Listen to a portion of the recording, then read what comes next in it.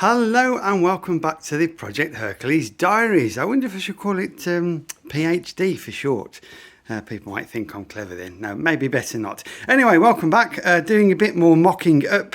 I've just been accused of mucking around in the garage. When are you going to stop mucking around in the garage? And I suppose as I'm doing a mock-up of a few things, does that really make it mocking around? Have we just invented a new phrase? Who knows? Anyway, I just dropped this sheepskin on because it's that uncomfortable and quite chilly in the UK now to sit on when you're trying to work out where you want your bars. I've got a new set of handlebars on the way, courtesy of the internet for free. So sometimes you ask the universe and the universe provides. So what have we been doing recently? Well, I made a mock-up of the tank and I'm not quite happy with that because, as you can see, even though it is the latest modern technology of CAD, cardboard aided design, there isn't really going to be much volume in that tank there as I drew it all those sort of months ago on the printouts of the CAD drawings. So what I'm going to have to do is to extend the tank so it comes up to here and fills this volume in there. Now I've got the option of using this as the filler,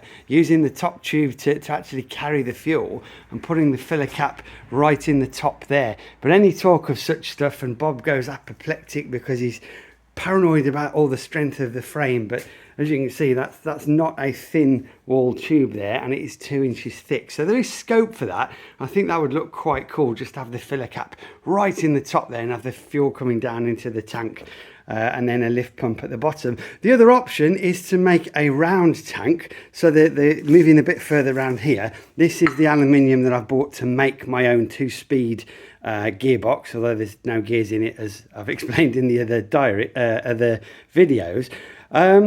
So I could put a round tank of around the same dimensions with glass sides in there, and I think with the round engine case, the round case for the gearbox, and a round tank, that and the round Dynastart, that might work. So I'm going to perhaps do a little bit of a mock-up of that, and with glass sides you'll be able to see the fuel level, perhaps put an LED inside so it lights up, but it might be a little bit too bling for my taste. I'm not sure. What do people think about that? So there's the gearbox mock-up. It's going to be a belt final drive.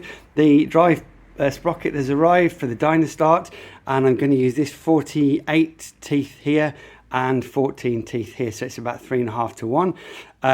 So I need to make a little adapter that holds the sprocket and also holds the front drive pulley that the belt goes onto. I've got a clutch conversion, a dry clutch conversion suitable for a Norton, so it will go on the main shaft. So you can sort of start to see a little bit more of how it's all going to look when it is a bike together. Apologies, it's quite hard to get a decent shot of everything because it's quite big, but you can't see the detail from back there. So starting to look like it's as it will do when it's finally assembled. On the exhaust side, my mate's coming around in a couple of weeks who makes pipes for dairy, you know, big 1,000-litre tanks, 40,000-litre tanks, sorry. So he's going to help us out with the design for the exhaust pipes, and it's all moving along.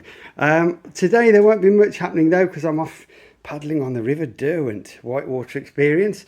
That should be a bit fun, but a bit chilly because it's now November here in the UK. Anyway, I digress. That's what's been going on. The other shed, I won't teleport now because I'm in a bit of a rush, but all of the spacers and the mandrels that we're making to fit the sprocket and the front drive pulley are being done in the other shed, and they will be done shortly, so at least we can actually attach the belt.